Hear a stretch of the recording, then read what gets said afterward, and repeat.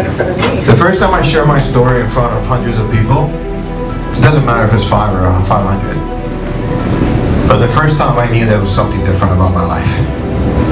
The first time I finally said, okay, no, I got this. Okay, no, God, I know why you did this. I know why you allowed this to happen.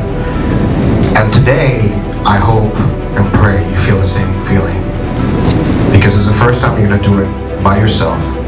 Raw, unfiltered, That's right. and unbounded. That's right. Ladies, Laure Wiggan.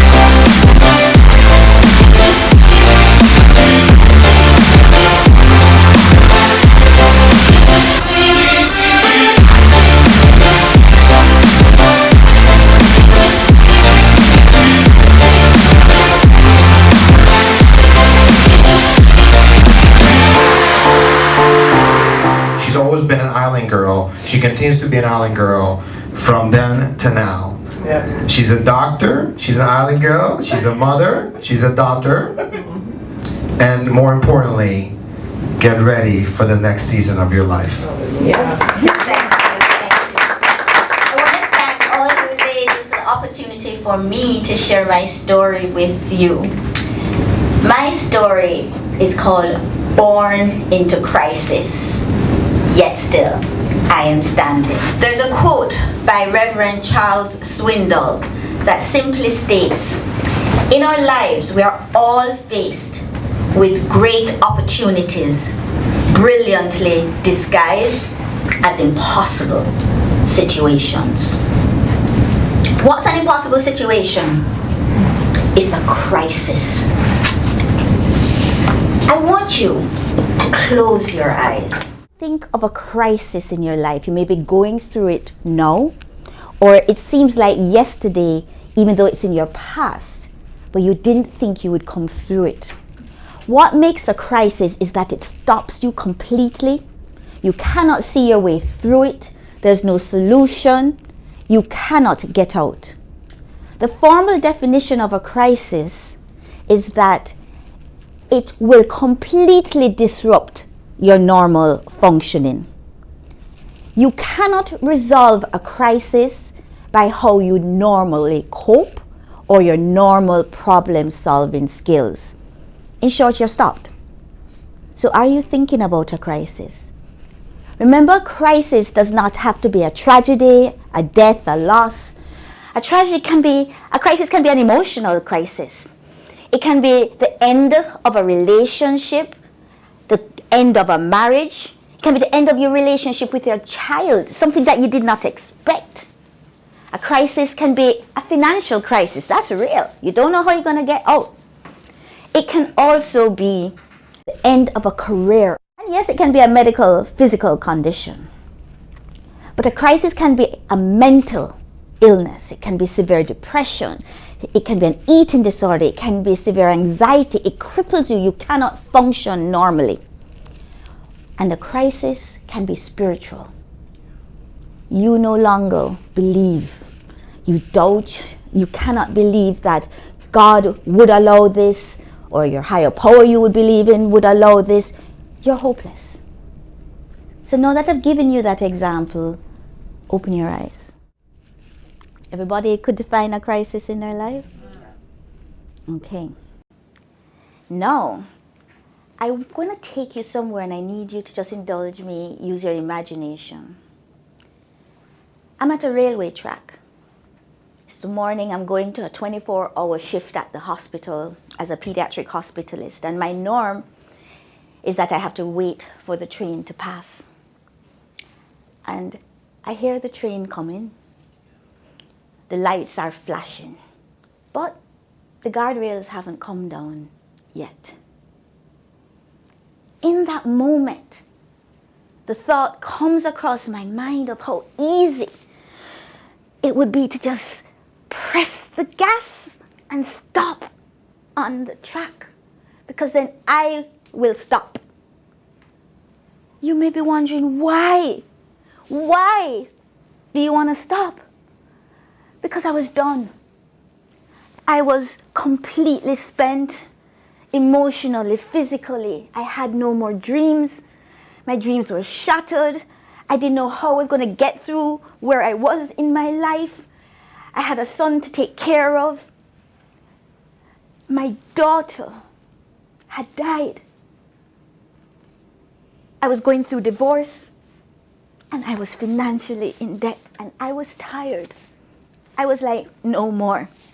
No more. Every crisis was occurring. So, I'm going to take you somewhere else now, though. I just wanted you to see that. As you can see, I'm Jamaican, right? Even though people mix me up as a Trinidadian because of my sing-song voice, but I'm Jamaican, right? And you saw the footage that David got for us. I mean, Jamaica is beautiful. Is there anyone outside of my Jamaican posse over here? These three are Jamaicans. Anybody been to Jamaica? No. So when you think of island girls, you know? Yeah, so beautiful beaches, sunset, really cool people. Everybody wants a Jamaican friend or a Trinidad friend, right? We're the ones that going to tell you, well, go on, no problem, you know, I will be there tomorrow. That time, you know, tomorrow never comes, right? That's us. So yes, Jamaica is a paradise, but growing up in Jamaica can be difficult. It can be difficult when you do not have money. It can be very difficult when you do not have a family name. I had neither.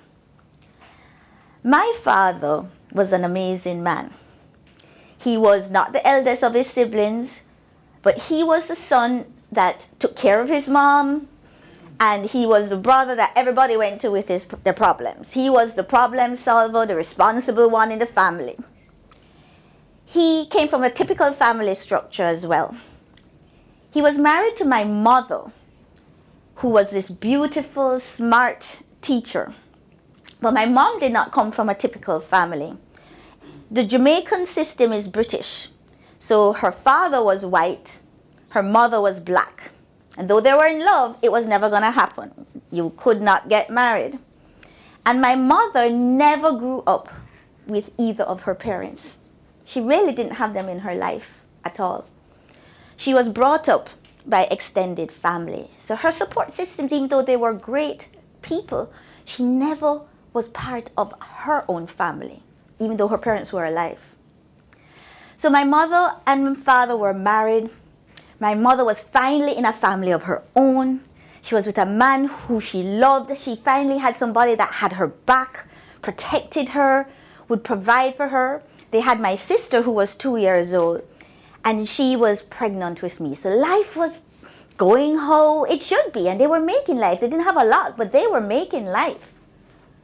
And then that's what life does, right? Yep. The tornado came and hit my dad. Shattered all his dreams of what his life was supposed to look like. He got a medical diagnosis that was unexpected. He was a young man, fit man. But he could not say anything to my mother because he had made a vow in marriage to protect her. So he kept a secret. He chose to keep a secret because she was pregnant with me, ready to be delivered in 2 months. So he took us to the hospital. My mom had me. He took her home with me on the 5th day of my life. He kissed her and said to her, I have to go back to the hospital to do some tests. It's going to be okay. 4 days after that, on my 9th day of life, my dad died. Never got to know my dad. My name is Laure, not because it was only in memory or tribute, just because I had no time to think of a name. His name was Lauriston, I became Laure. I can't imagine what my mother went through. How many of us are mothers in this room? Okay.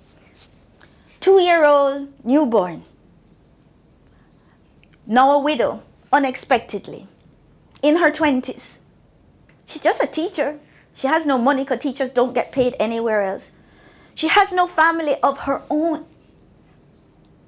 She's also going through postpartum, what we all go through, postpartum depression and madness. You don't know how you're going to cope. You feel crazy when you have a baby, whether it's 1 or 2, and all of a sudden, she had to deal with that plus grief.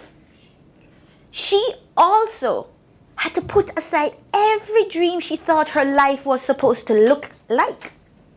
It was shattered. She had no fairy tale anymore. The family that she was supposed to have did not exist. So she had to put aside grief, shattered dreams, and find a way. She had to find a way to take these 2 little children and herself and create a life with nothing. Wow. And she did it. As a teacher, we grew up in an area that was not, we were poor. Let's just face it. Education was our gift, but we were poor. But can I tell you, my mom provided love, safety. We moms, we do what it takes. She was an elementary school teacher, but she worked more than 1 job. She still got us to Sunday school. She still did what she did. But she was sad because she had not gotten to grieve all this time. Because she had another job to do. So anyway, what was I like a child? Oh boy. I was a lot. I was spirited. I was like, the world was my stage. This is my friend from elementary school. She knows. If there was a video camera, a TV show that they wanted somebody in, I was there. If I was performing, dancing on stage, if you weren't doing it, getting your part done quickly, I was like, okay, make room, I'm here, right? I was like, that was me, for sure. And I dreamt of becoming a dancer, performer, actress. Couldn't sing though, could not sing to save my life. Let's just put it out there. But that was my dream. So we live this life, and children we don't really see, because when you protect and provide love for children, material things are secondary. And as parents, we protect them, right? Yeah. They don't know half of what we struggle and sacrifice.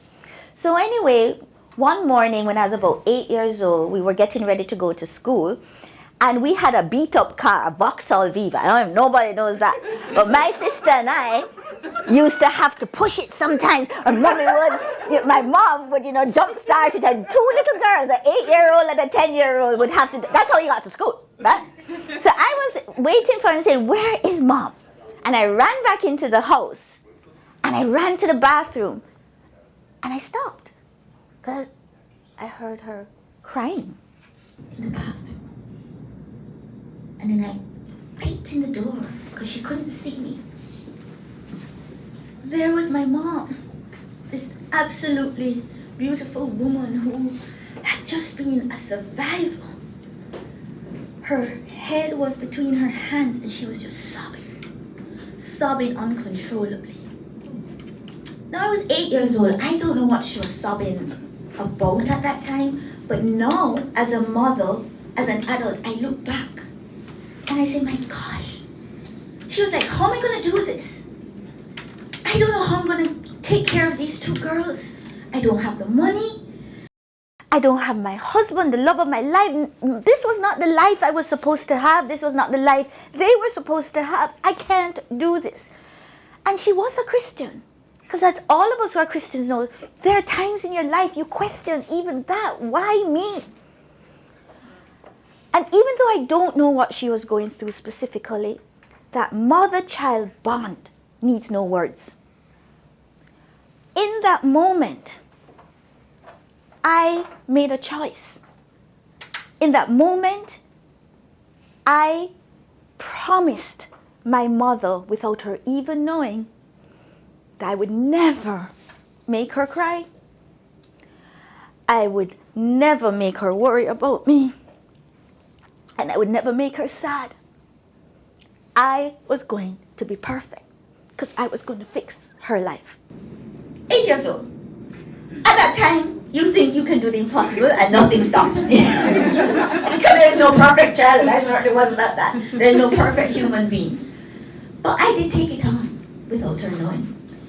So I went from this very outrageous, vivacious child, still danced, to very studious. And I was very smart. I graduated high school before 17. I was in med school. I became a doctor at 22. I finished pediatrics before I was 28. Managed to fit getting married in there too. But do you know, as a doctor at 22, I even protected my mom. Because I did internship at one of the hardest hospitals. If you think Jackson is in an area that's bad, check Spanish Town Hospital. There's a prison right across the road. So picture me like this, 22 years old. My patients were murderers, criminals. I was living vicariously trauma every day at 22 to 24, seeing children die, adults die, being in the theater and in the ER, and I was dealing with even criminals that were famous, that they had been captured and nobody knew I was dealing with them as their physician. So I didn't have a 20s where I got to find myself, right? Because my dreams were put on hold, as I told you. So I had to grow up very quickly. And I never made my mom know how bad it was, because she would have freaked out. There were times there would be roadblocks, and it's a gunman at the roadblock in the night coming from the emergency room. And they would look and they would say, "It's doctor, go on through." You know what I mean? Go on through. Not going to take, because they knew I took care of them. So that was in my 20s. And yes, I got married, as I told you, and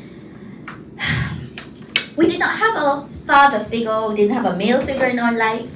No brother, no uncle. My mom didn't have a male friend. She never remarried until way into when she turned 60. So we didn't have that framework. So I did get married. And perhaps looking back, all of us have our stories.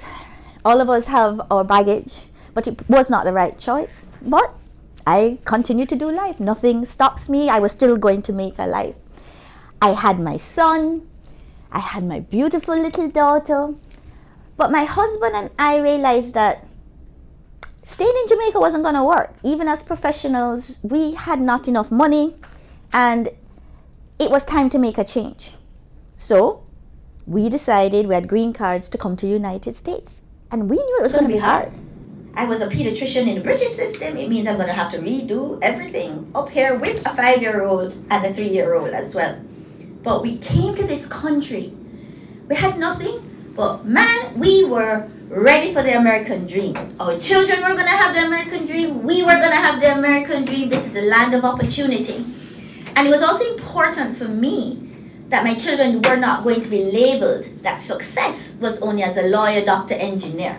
Because the British Caribbean system is that unless you become one of those, I wanted to be a dancer. Oh no, that's not going to happen. This is what success is. I understand why. Because you need to be a professional to make it in the world. So we came and we took it on. I ended up doing over residency, fully qualified pediatrician. I had to do the first year over, and then I do things exceptionally. They jumped me to the last year. But it was hard because I was still a mom. I had to come home and cook and clean and do homework and projects and pick up from whatever. I mean, 24-hour shifts. And I said, I'm doing it. And at that time, my marriage still was not where it should be, but we were focused on making this life. Fast forward, we finally thought we were in that life. I had finished residency. I had started as a pediatric hospitalist at Broward General.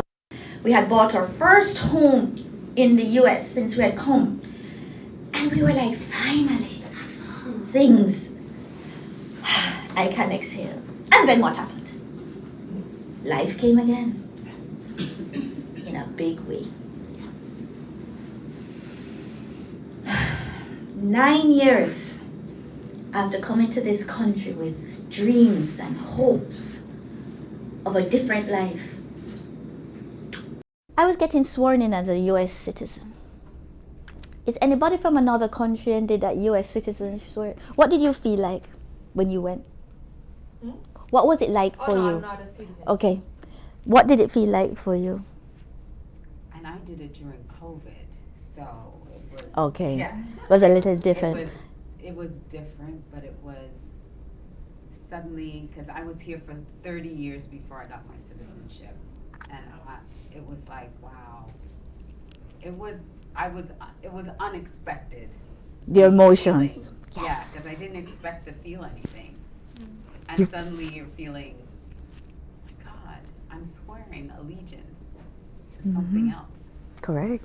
And I'm excited to do it. Yes. Because I never thought I'd be excited. Yes. So picture this, around me, the flags, when I did it not in COVID, No, it's right, exactly. but you have the flags, people are crying, tears of joy, they've done what it took, they've sacrificed, they've gotten over the challenge. Let's be real, like there are people who died trying to come to this country. Yeah. Yes. Right? Like you think about it, I mean, no matter what we say, it's a privilege, right? And there was just happiness and celebration around me. Me? I was standing alone and I was crying. But my tears were of sadness, of grief, of fear, of loneliness. I had come to this country completely different. Have you ever been somewhere where everybody seems to, it could be with family or friends, and they're talking about their lives and, oh my gosh, this is happening, and yes, I just got married, or I'm getting married, or my children are doing so well while yours are driving you insane, and well, did the same thing, and I don't understand, and I don't want to say anything, or, you know, they got the dream job, and you're like, nothing about their life relates to me. I don't even want to say anything. I am so different. So that's how I felt. I had come to this country, a family of 4, full of dreams. No, my dreams were completely shattered. I had no dreams.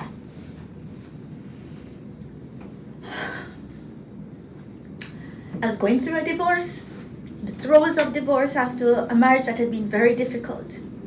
I had no money. I was broke. My son was struggling emotionally with the breakup of his family. But the most important reason was that my beautiful daughter that David put in the video, Lee Ashley Lampard, was dead. Lee was diagnosed 1 week before her 9th birthday. She's born July 26th. Of an incurable, terminal, rare brain cancer. There is no surgery, there is no chemotherapy. They couldn't even offer that. When she got diagnosed, the oncologist was in tears because there is no treatment. But I don't get stopped. We went on clinical trials. There was nothing that was going to help. 1 year and 4 months after Lee's birthday, 10 years old, my daughter, my angel, died of brain cancer. And let me explain something. We prayed. We're Christians. These women here are Christians. We prayed. We were every church, every healing conference. We were there. We still did clinical trials. And Lee believed. We were like, this miracle is happening because at that point I said, God has given Lee this because he needed a doctor to be able to testify with her that no medicine could have cured her. It has to be God. That's what I was going off. But no, Lee died. We're mothers. Has anybody watched the J-Lo movie Mother? Yeah. Whoa, that's badass, right? Oh yeah. Oh yeah. She was a dysfunctional mom, but don't touch her daughter, right? She took up that AK-47 and she was gonna mow you down, and she was gonna teach her daughter too how to do it. Would any of you take a bullet for your child? Would anybody? You take a bullet. Yes. You would do anything to protect your child. So can you imagine me? I had already asked God, give me the cancer, like somehow put it in me and make her live. No. And then here I was, a pediatric hospitalist. That means I work in the intensive care unit, hospital with the sickest children. I have helped cure them of cancer. I have saved their lives after trauma. And I had to tell my daughter she was going to die because she asked me directly. Because she was a very unique human being. You cannot hide anything from Lee. And her words were, and this is something she said, I'm not angry. I'm just disappointed because I tried my best. And so I walked Lee through her final 6 months of her life as her body gave out. She went from this crazy vicarious, she was me reincarnate. She became paralyzed. She became partially blind. She went deaf, but she never stopped. She still did principles on her own. She still dictated how her life went. She lived in the moment where I would be almost like, how are we going to do this? And you ask Leah, what sort of day is it today? She'd give thumbs up like, it's a 7 out of 10. I said, my God. But she did die, and I had to walk her through that. So, going back to that railway track, that was 3 days after the swearing in. But I had made 2 promises to Lee. I had promised to take care of Kyle, her brother. And the promise was, it's like God was using Lee, because I already said I'm not going back to medicine. She said, Mom, you have to still promise me to take care of the children. And I kept that promise. 6 weeks after she died, Abiola knows, I did my first shift back at the hospital. And that day on the railway track, it was Lee's promise that saved me. And the fact that I knew this could not be it. Because any child who has gone through cancer the way Lee has, and not many children go through that without ever complaining and just dealing with it. This could not be the end of where it is. There must be more to the story. There has to be more that God wants. And so I prefer that I was angry with God and not understand. I knew that He must have a reason, and I have to keep my promise. And so I went to work. So I'm not going to tell you the rest of my story in detail, but let's just say there was a lot of darkness, a lot of times of falling down on the ground, and there are a lot of times when you just pull yourself back up and you stand and you grasp on to any nugget that you can find that gives you that ray of hope, whether it's a verse, whether there's someone come and pray for you, because there are times you cannot do anything for yourself, but someone is standing in the gap doing it for you. But yes, I danced, because dance had been my therapy all my life. And not only did I dance, I said, I'm going to become a salsa dancer, even though I'm Jamaican. And not only did I become a salsa dancer, I said, I'm going to be advanced. And not only did I won competitions and I would perform throughout the US.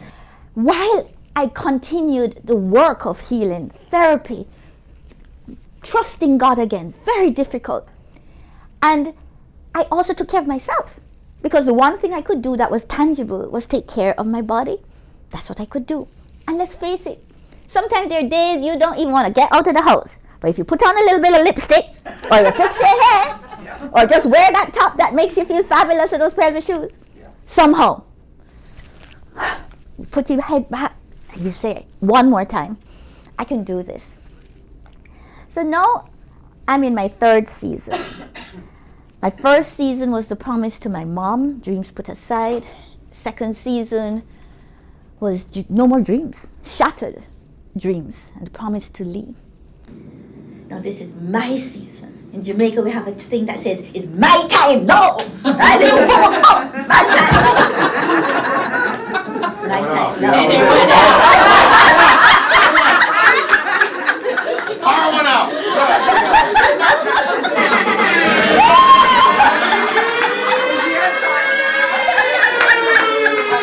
Are you ready? Ready. God is really working dirty in this place, I'm telling you. So yeah, I call this season is for me, new dreams. I am ready. But it has been a hard struggle. But in order for me to not only keep standing, because remember, in spite of my loss as a child, as a baby, with my father, what my life should look like. In spite of being a doctor who had to live through such trauma at 22, what I saw, my 20s were gone. In spite of being a wife who lost everything, went through abuse, emotional abuse, betrayal, a lot of stuff. And of course, the worst part, in spite of being a mother who lost the most precious gift, I am still standing. I am still standing, and we are all still standing no matter what you're going through. But it's not enough. I don't want to just survive. This season, I want it to be phenomenal. That's right. It's my time. That's right. So, I found something out though. In order for me to go forward into the dreams, God-sized dreams this time, that I am creating, and how I'm going to redefine my life on my terms, I'm leaving behind, is that I can't have the life I want. Because crisis follows me everywhere.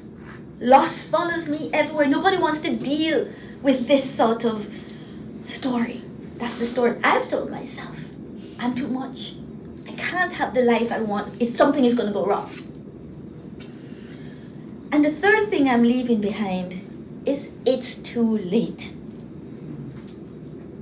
It's never too late to start again.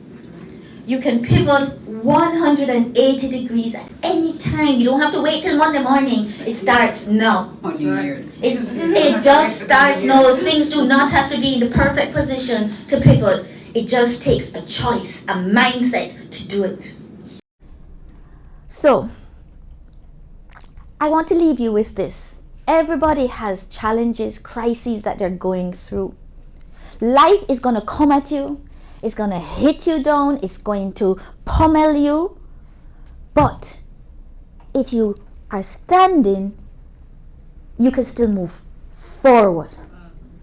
And you may fall and you get up, but you still stand. You can move forward. My challenge to everyone here is for you to think about the crisis you have gone through, been through, and what's holding you back. What are you going to leave behind in order to step forward into your phenomenal, God-sized visions for your life? Because you have to leave behind to create and redefine. And I want to leave you with this. I am standing here as a miracle. Yeah. And David helped me to see that, and others. Because my daughter did not get the miracle. But every crisis that you guys and I identified, I've lived it. And I've lived the worst one. And I am still standing. I am the miracle. So if I can stand and move forward, each one of you can leave behind what is necessary and move forward. Because what is impossible with man is possible with God. Amen. Thank you.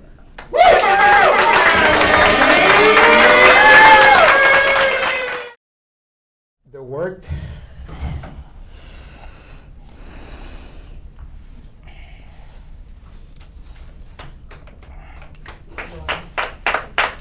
You have to understand how this whole thing started. I said to her, "Are you mad at me?"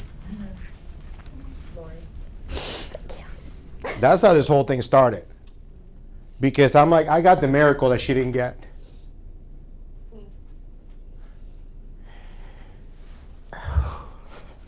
But the second part of that was God put something in me and said, she's the other half of the story. She's the person that can go speak to the person that lost someone and speak life into their life. That's why this was so important to me. And I literally had drilled her and pushed her to the limits that you have no idea. Probably in 16 years, she's one of those people that I had to work the hardest because I knew that the story was so big. See what I'm saying? not in a funny thing. I'm saying I had to work the hardest because her story had to be told, and God gave me the privilege. In other words, if I don't get that miracle, she knows the type of cancer I have. She knows what an immature teratoma is. She knows there's no cure. And I'm sharing my story, and God's like, you need to share it more. But then here's this woman. No. I'm good. Yeah, we're good. That has given me the privilege to listen to her story. And now that she shared it, the exciting part for me now is that now I can share her story. This is why I do this. I can't share your story until you own it and until you share it. You know? I can go through Alicia and Lisa and Tatiana and Larissa. Well, Larissa already shared her story. Lisa has shared her story. But I'm saying the amount of work for me not to give up, to keep pushing her, because she could have given, at any moment, she could have given me a million excuses. So that trust is a year, ladies. This has been a year, of course. This is not a 1 month thing. This doesn't happen in 3 days. That's why Jesus is Jesus. It happened in 3 days. We're not. Okay? So the timing of it, and what I say was so hard, is because this story is that powerful. That's why I knew from day one. Day one, I said it to you, right? So it started with me saying, a little bit of guilt. I feel bad. I prayed, God gave me a purpose, and He healed me. All of you prayed for her, right? But here's what I told her months later. Lee is alive because you're going to tell her story. And her story, Lee's story, like you ladies are only getting a couple minutes of what this little young girl did. Imagine, I have 2 teenagers in here. Imagine you going to school with a patch in your eye. Imagine you going to school in a wheelchair type of movement. Imagine you going to school and everybody looking at you. But she decided, I am not going to stop living. Amen. With diapers on. Huh? With diapers. With diapers on. With her skin damaged. And I know what that's like. So that, to me, this is one of those moments I say, okay, God, I get you. I know why I'm doing what I'm doing. But to this, right, you guys, I don't even know if you know the amount of work from both of us that it took, but I'm so proud of you. And you got to get this. You did this. You did the work. I'm just here to guide. I'm here to push. I'm a coach, I'm a mentor, I'm a friend, whatever. But you did the work. Okay? I always tell people that I train in personal training. I didn't get up at 5 o'clock in the morning. Okay? I didn't eat the diet. I didn't do the cardio, fasted cardio. I didn't pay all this money to get on a stage in a bikini. I didn't do any of that stuff. You did it. I'm just happy to be someone that you trusted with your life to get you. I'm gonna need more. Sorry. It's just sorry. You know the funny thing about it is that it took me to go through cancer to know that crying and being vulnerable was a superpower. I know, but I thought that crying was a bad thing. And after I went through cancer, I don't give a crap how ugly cry I look, because I know that someone needed it, and that's why. But I want to share this with you. To me, it's a privilege. Any of you that I get a chance to work with, it's a privilege, but I'm going to tell you this. If I'm in your life, I am going to push you for you to do something that's going to lead you to your purpose. And if you're not living a life with purpose, which 90% of the people will never get to, there's only one Oprah Winfrey. There's only one name your person. Yeah, I have my own people for my reasons. I have pastors that I like. You might not like them, but for some reason, God put them in my life for something. You got to look at every person. Even the worst person in your life can bless you. Stop just trying to make excuses for them. The worst person can bless you. So imagine when someone comes in your life that shares with you the miracle that you didn't get, and she still trusted me and did the work. She was, the last 2 weeks till midnight, 1 o'clock in the morning, critiquing her speech, and she was mad at herself because she wanted to make me proud. And I said to her, it's okay, because you keep doing the work, and on Saturday is when you'll deliver. And you deliver. Did she deliver?